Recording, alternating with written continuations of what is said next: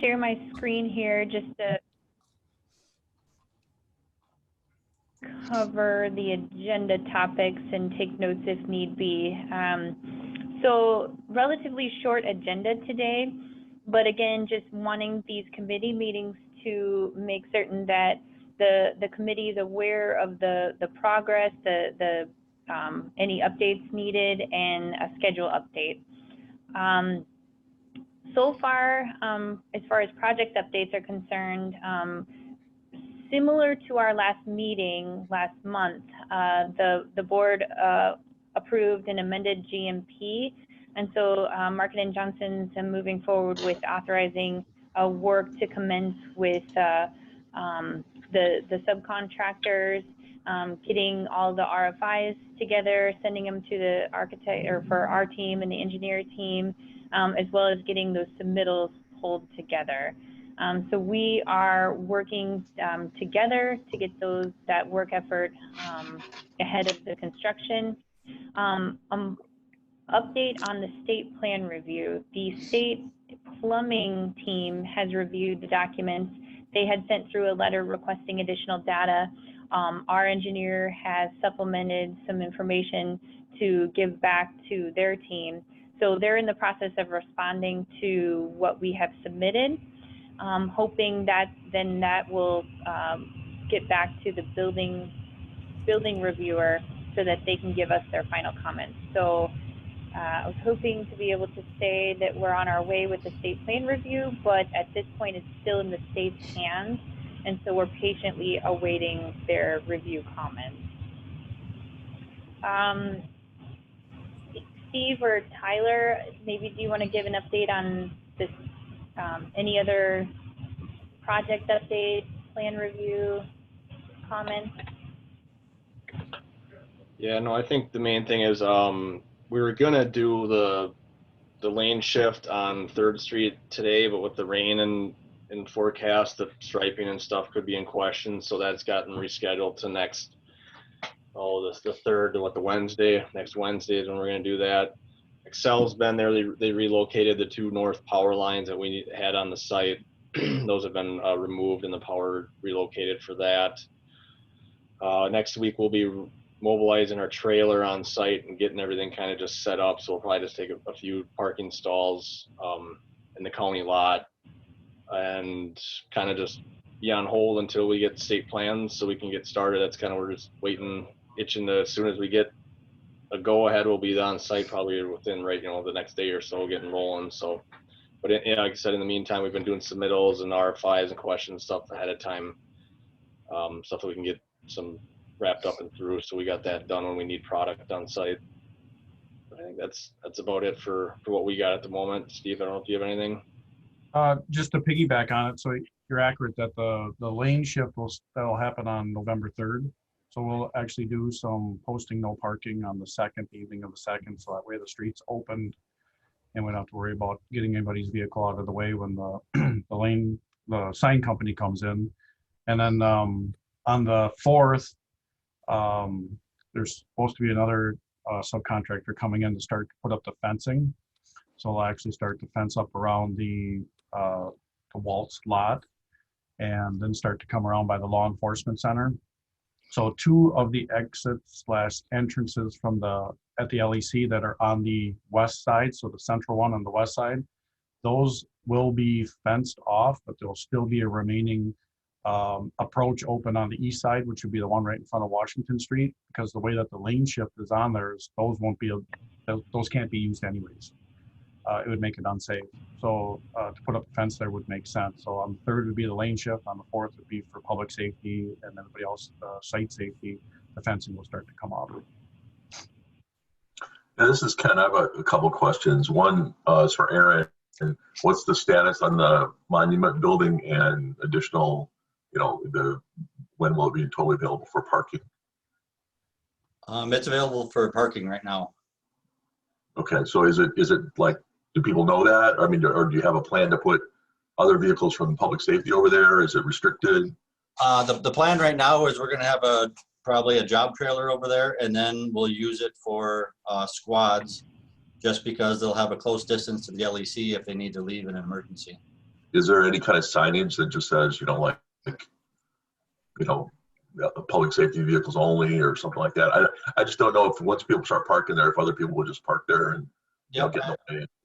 I had Daryl the other day looking to see what type of signs we already have. But we didn't find any like that, so we're gonna come up with some different signage.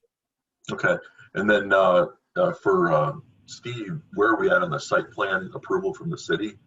I know there were a number of items that Carlos had asked that we address, and I didn't know if they were all addressed. And I know Dave was working on the one with the soils and the MPCA, but the other ones, are they all addressed and satisfactorily answered yet? Well, so out of the 7 that were required from us, there's 2 that's really still sort of the speed bump, and one of them's the site plan and the response for the potential of the contamination from Waltz, and then the second would be to deal with lane closures, closing off 43, and then having a plan to come through Winona for diverting the traffic. So trying to work with the DOT on that. So those are really still 2 that we're trying to work with. Is Dave on the line? Yes. Yes. Dave, can you get an update on the MPCA issue? So regarding the site plan, I did forward the documents that we have to the gentleman with the city of Winona. In the phone conversation with him, he sounded much more relieved with the information that we had.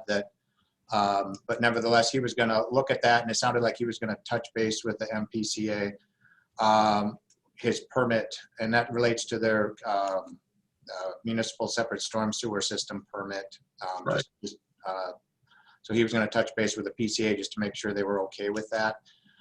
The other piece regarding the response action plan and just having a plan to deal with anything that's encountered on the site.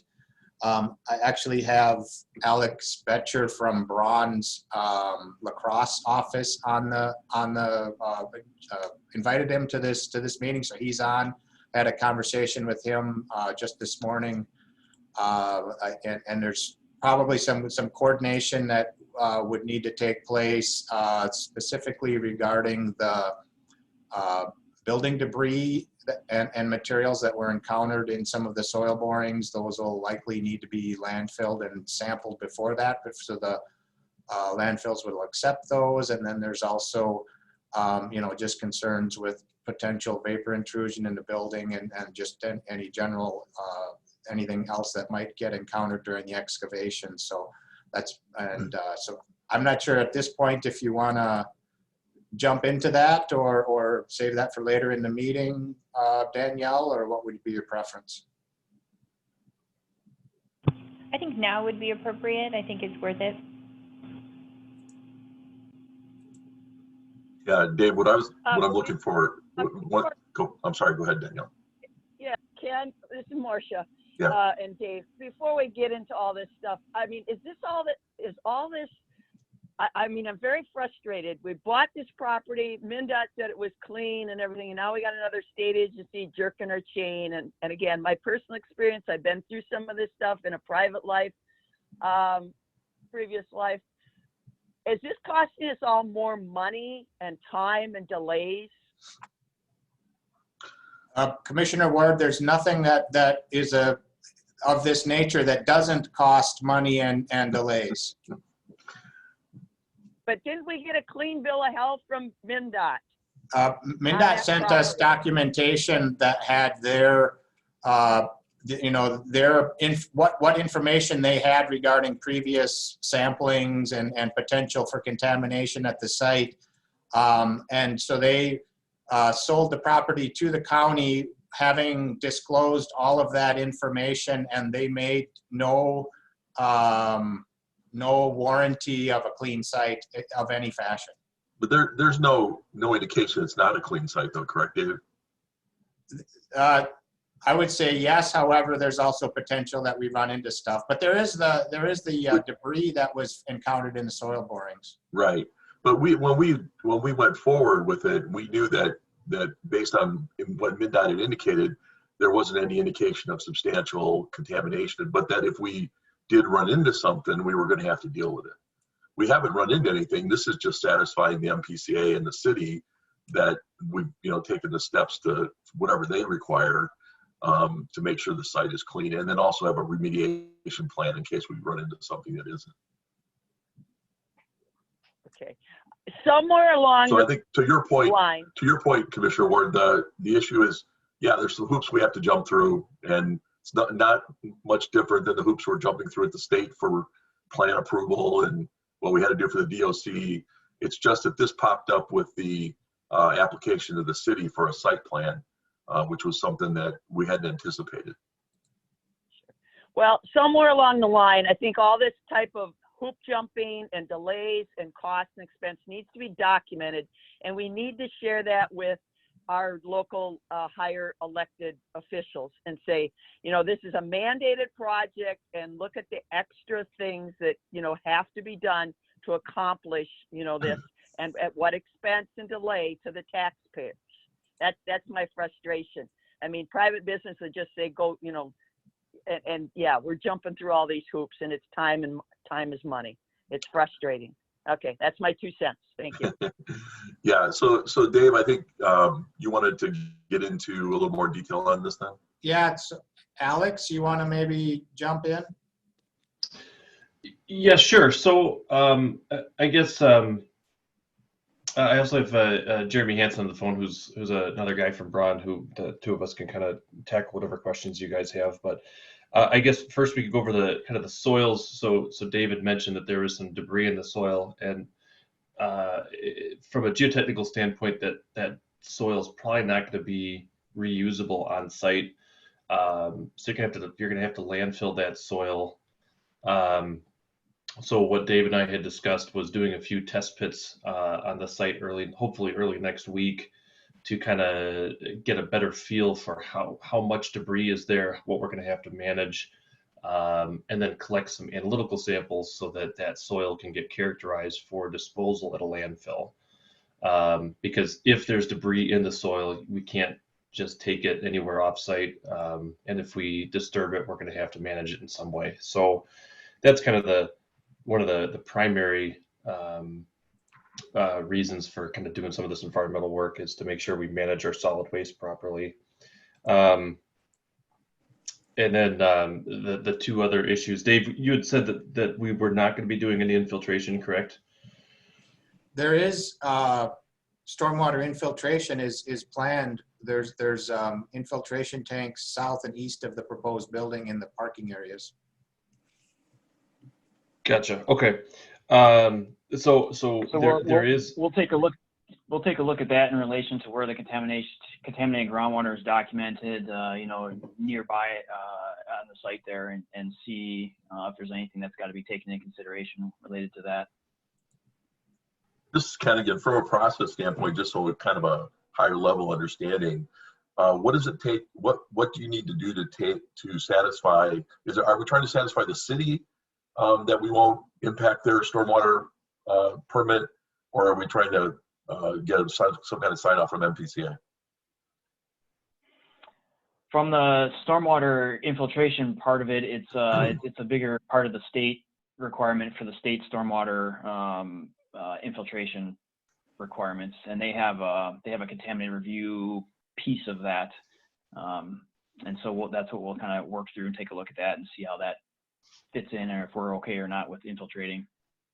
So basically, you're gonna do some soil samples. You're gonna come up with some data, and then you're going to, I guess, submit that and try to comply with, or get a sign up from the MPCA.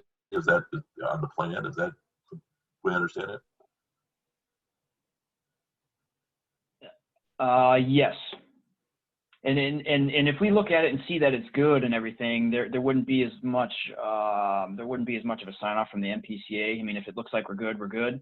If stuff gets close and it's kind of on that borderline, that's when we'll have to circle up and, you know, get some more feedback.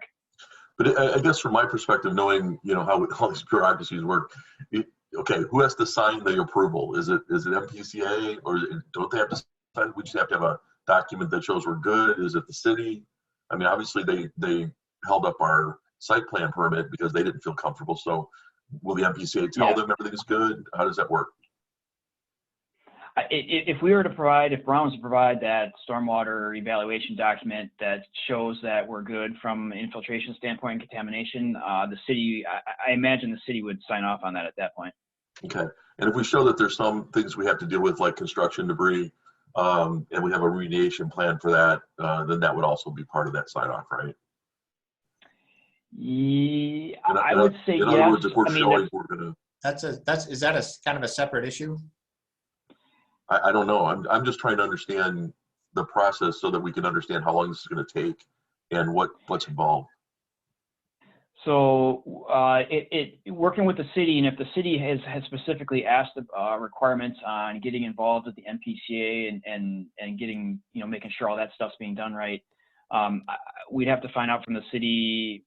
I mean, one thing we could tell them is if, we got Braun involved, we're working with the MPCA, we're working on getting a cleanup plan put together, and see if they're good with that. If by chance that they're specifically asking to see MPCA approvals of the plans that are submitted, that's a different story, because that's going to take a bit longer to get that from the MPCA. Okay, so that's still developing then what we need to, which hurdles we need to jump over. All right, well, that gives me a little better picture. Thank you. Yeah, and I think with that too, I was Ken, I like your questioning, but the gentleman speaking, you're a whole nother company, right, that we haven't dealt with? Yeah, no, we're hiring them to do this analysis. And what's the price tag for that? We're working Depends on on, it depends on how complicated it gets. Why isn't Klein McCarthy footing that bill? Well, even if they were under Klein McCarthy, which I don't suggest doing because this is our responsibility, they would just bill us back. So it's not part of their scope. I beg to differ, but go ahead. Well, I mean, we reviewed the contract documents. I mean, I don't know what else to say on that.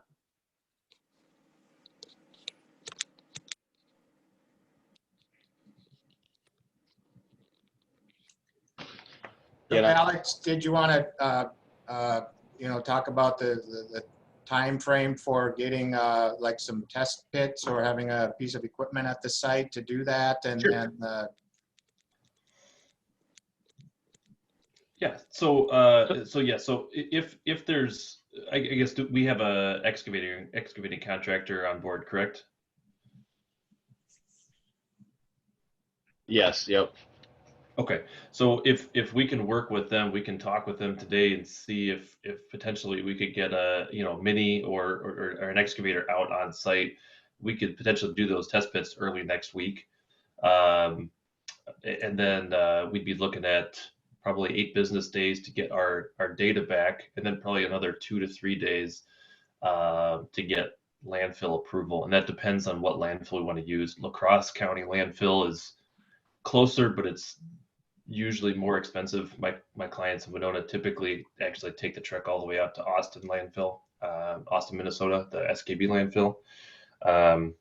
But generally, you're probably looking at about 2 to 3 weeks from when we dig those test pits to get to be sure we have everything lined up to start exporting soil. So one thought for an alternative, this is Jeremy with Braun again, one thought alternative might be to possibly do some stockpiling on plastic and then covering it if some excavation work's got to start happening and if there's room to do that, that's an option. Yeah, it's Ken again. I don't want to complicate things, but in talking to our planning director, she indicated the MPCA told us that our own landfill is still able to accept soils. There might be some, specific criteria, but she indicated that they had indicated that it's still part of the process that they could accept some spoils like this. So I don't know how that fits into it. Ken, I believe that would be land applying like petroleum contaminated soils, like spreading them out so that they can, have natural microbes go after them. I think this debris material would be a different question. Yeah. Okay. Yeah. We can certainly reach out to them, or the contractor can certainly reach out to them and check. Yeah, I just didn't know if it was related. Thanks, Dave. Yep.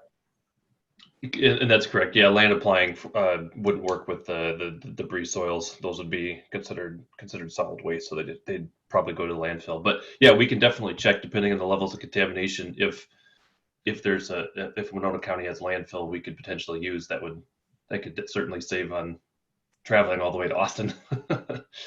So,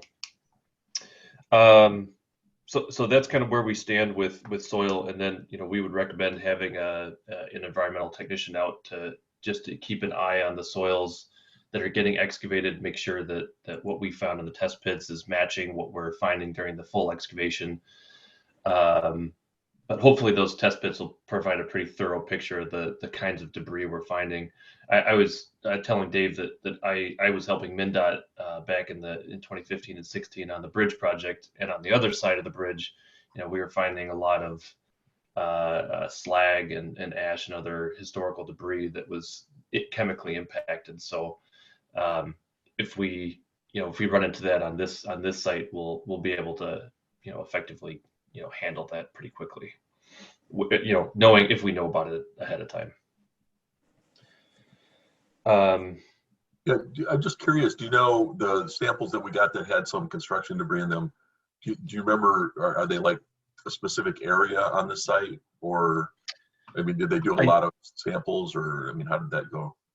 They did a number of borings. I'm sorry, I didn't see whether or not they were concentrated in a specific area, but I think I saw at least 4 borings that had them, and typically what they found was concrete and brick, yeah, which typically aren't going to be associated with chemical impacts. We didn't find anything that they didn't report any odors or staining or other like coal ash or anything like that. So yeah, we could end up being lucky and not have to worry about that. But I think test pits will provide a very clear picture of what we're going to find. Yeah, and that's why I'm saying, because I know when MnDOT excavated those tanks and stuff that were there, and the part that was the actual building, they pulled out a lot of stuff and then put soil back. So that's why I was wondering if it was down there or if it was on the other end where the parking lot was, that kind of thing. Doesn't really matter. You guys will figure it out. But I'd be surprised if there's a lot of, I'd be surprised if there's petroleum unless it's deeper down. Yeah, and they just may not have found it deeper down, or they may not have excavated that deep. But yeah, you're right. It looked like they did retrieve a large amount of the contamination. Didn't look like there was too much left. But again, I think my main motivating factor for the test pits is to characterize that debris and make sure we're lessen the chance that we're going to have any surprises. All right. Well, as you know, and I'm sure Dave's expressed to you, time is of the essence. So let's see if we can move this along then. Well, yeah, definitely. So, Dave and Ken, do we want to go over the vapor mitigation system and groundwater management as well? Yeah, sure. We want to inform the committee what's going on, and if there are any things I can answer or give direction, I'll be happy to do that. Perfect. So I guess I'll start with the vapor mitigation. So if I understand correctly, is this are we planning on putting a vapor barrier down and doing radon resistant construction for this site? Can anyone answer that? Definitely have a vapor barrier. Yes. Okay. So because this is a former leak site, and there's historical documented contamination, there is a little bit of petroleum impacts that were found in the groundwater.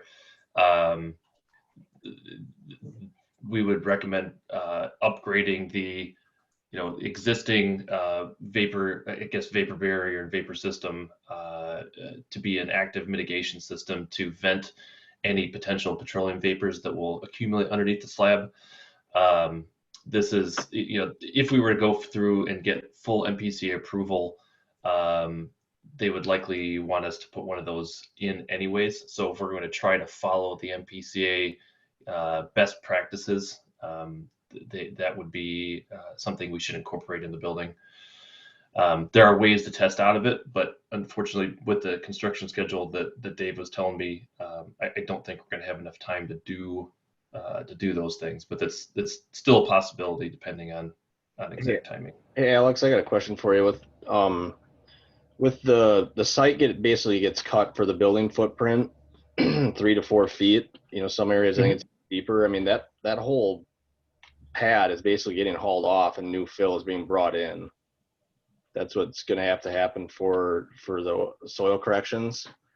So I don't know if this still is necessary with that much soils being removed. I guess I'm not, you know, I'm just asking, bringing it up. Yeah, so this is Jeremy again. So that's not going to have a full impact on whether or not it's needed. I mean, we still have to go forward with, you know, planning it just in case. Some of the vapors might be coming off the groundwater, you know, down a little bit deeper, or some deeper soil contamination. And so even though you'll have that kind of clean 4-foot cushion, there's still that potential for the vapors to come from other sources down deeper.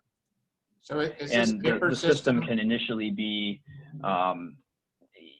we can initially do it and put the components in it. So it's some piping, it's a gravel layer underneath the slab, and then the pipes run up and out through the roof of the building. And then the vapor barrier gets upgraded to a little bit thicker, and all the seams and penetrations are taped to kind of seal it off nice.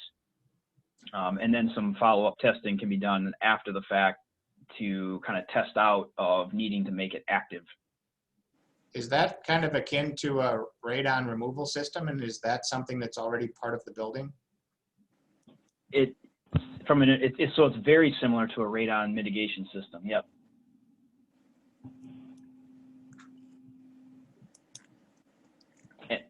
Which I think, are you asking, is it a part of the project already? Yes, indirectly, I guess I am. I presume that there's, like, for the lower level areas, that there's something along those lines. Is that a correct assumption or not? No, that is not a correct assumption. Okay.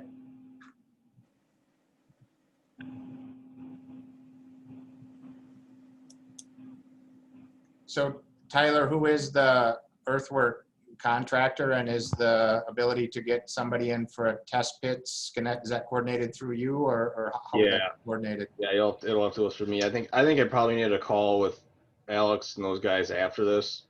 And just kind of run through this, and I can get that lined up with the excavator.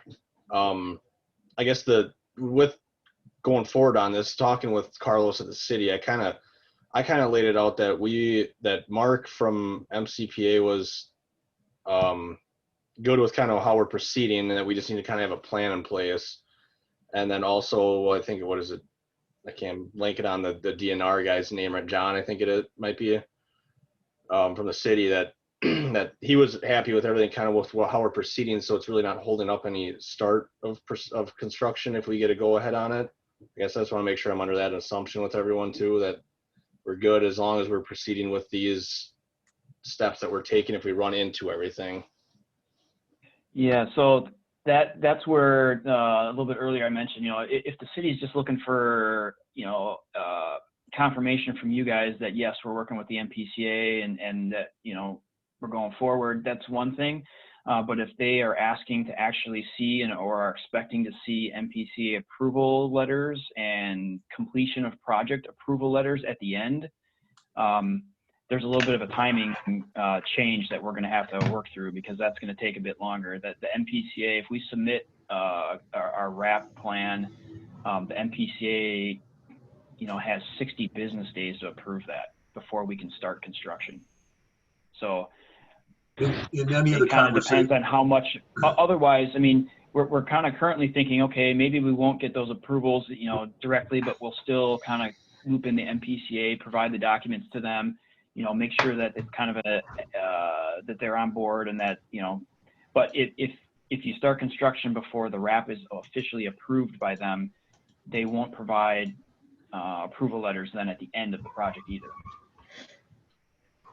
in any of the conversations that Tyler, Dave, or Steve, or anybody else has had with the city, and based on the letter, they weren't looking, I mean, at least I didn't hear that they were looking for, you know, some kind of a specific sign off about the MPCA. They just want assurance that it's not going to affect their sewer permit, right? Yeah, I really didn't see anything that's a specific written approval or anything like that turned over to them that we're in the process. Kind of same with the DOT. We've been working with the DOT on how the detour is going to work. but knowing that that's not going to occur until spring, they're okay with us not tabling, but kind of working with them the next few months here to get that lined up how they want to do it correctly. So. And then Dave, when you talked to the MPCA, did in any of that conversation, did they say they needed something specific done before we could move forward, or were they just working with us at, as we kind of go? My conversation with Mark Koplitz with the MPCA did not specifically ask about the city's concern with signing off on the site permit for the building to proceed. I did have a conversation with John Howard with the city of Winona, and he seemed, fairly relieved, when I provided him the information that I did, that, it's not a known contamination, that the infiltration's taking place. So, I'm not sure. From what Steve said, that's still, though, an outstanding issue regarding their site permit, the city's site right. permits. So we need to circle back around to John. I don't know, Steve or Dave, whichever one of you is having the conversation with them, or even Tyler, and just make sure they're okay with us moving forward at this point based on the information we have, and knowing that we're putting a plan together and we've got an engine, we're going to do borings and or test pits and so forth. I think that was my understanding, is the letter didn't say you needed a specific side of it, just basically said that we take care of this aspect of it. So who's going to follow up with him? I will. Steve will? Okay, good. It's kind of like, anytime you do a construction project like this, and even if you have a information that says basically the site's clean, you're always proceeding at your own risk. So, if they come back later, or even if we were excavating and everybody had everything in place and we found something, we still have to deal with it. So.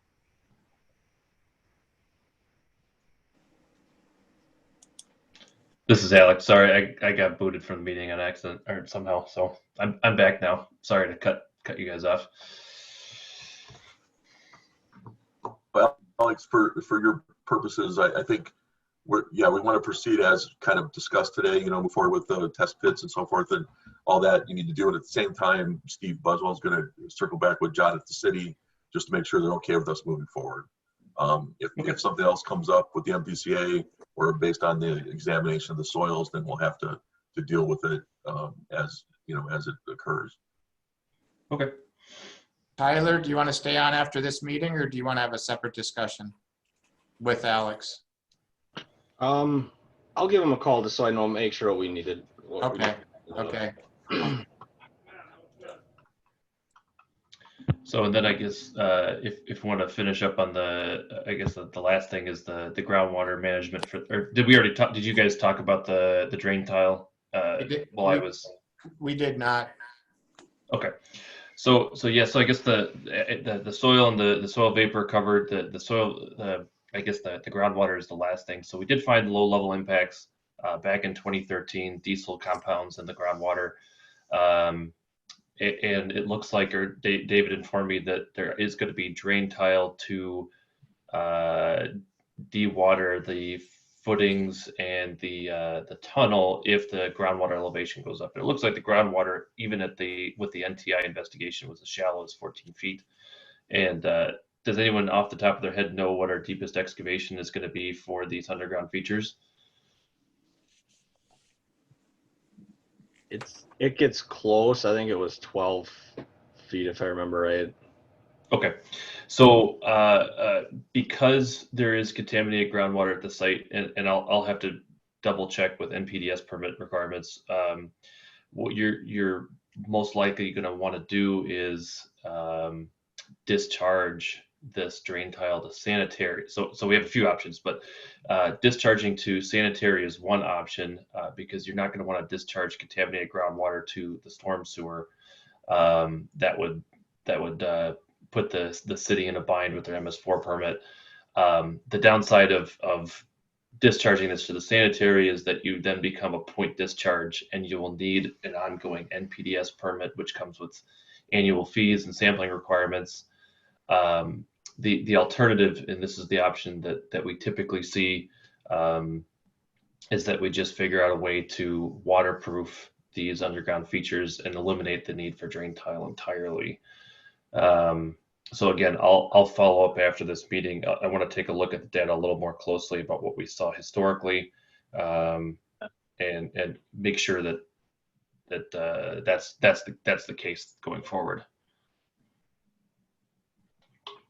Jeremy, I heard you in there. Yeah, I was just going to confirm too. Yeah, we will just look at that data just a little bit more and evaluate that a bit. We got a little bit more of the data and the historic reports to look at some more. Yeah.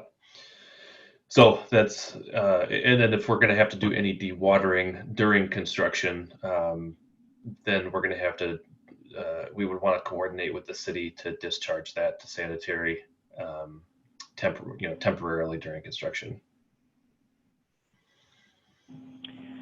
This is Danielle. I just want to note that when we do get into those discussions, I want to circle or bring in our structural engineer just to discuss if there's any design change regarding the drain tile system that was previously planned for, just to make certain that our civil engineer and our structural engineer are at the table as well. Okay. Yep, that's a good idea. Yeah. So, and then if we, maybe we might be able to take a groundwater sample or two when we do these test pits, depending on how shallow it is. If we can get down there, we might try to do that just so we have current data as opposed to relying on the older stuff.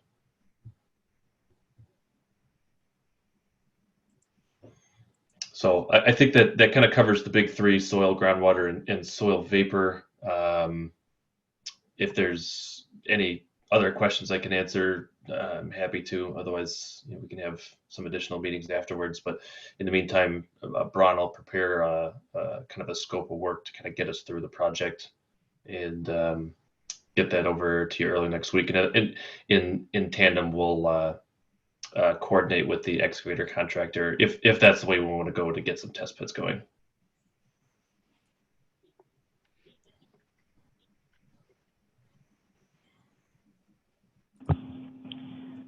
All right, thank you for that update, much appreciated. Tyler, Steve, any other updates? I think we wanted to talk about just schedule. I think it ties into what we've been discussing, but it sounds like we need some additional information regarding the soils, as well as awaiting the state plan review, because technically construction can't start without the permit. So I think both of those are, as Ken mentioned, time is of the essence here. So we're hoping to get those items clarified in the next couple weeks. Yeah, and one other thing, Tyler, does the rebidding of the detention equipment, does that have any impact? You got any feedback on, that'll be far enough down the road that it shouldn't be a problem, right? I mean, Yeah, not, I mean, it's not going to affect anything with getting started or anything like that. It's more of a, when we need material and product on site, that it's just delaying overall kind of the full schedule duration, extending that out. I think we have a meeting tomorrow morning at 8 to talk about how we're proceeding going forward, how we're going to get that out to rebid with Alex and then everyone on the team. So that's hopefully next week. I think we can try to get it actually out on the street again, so we can get bids coming in, 2-3 weeks or whatever it's going to be from them. But we need to know how we're going to proceed, and tomorrow we got a meeting for that.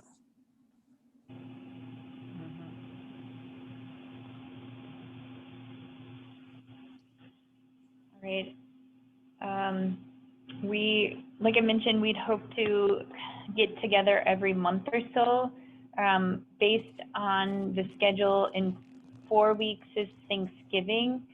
Would it make sense, because I don't want to push our meeting and give the committee an update beyond that week. Does it make sense to schedule something for Tuesday that week, November 23rd?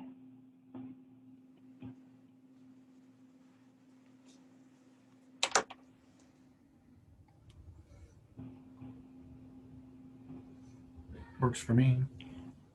That work for you, Steve? Yep. Tyler? Yeah, I think that'd be okay. Okay. All right. I'll work with Heidi to get that invite out. And I think that concludes what I think we were hoping to discuss on the agenda. Any other follow-up comments, questions?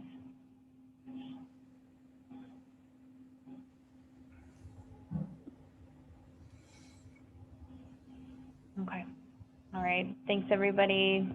Appreciate your time today. So Tyler and Dave, is there something, so should I just send out a quick invite, or is this, are we just gonna let people go and then you did want to talk, or? Yeah, no, we can quick if. Steve, I just sent out an email that I copied you on it with Alex Betcher's contact information, and I think Tyler said he was just going to give him a call. Okay.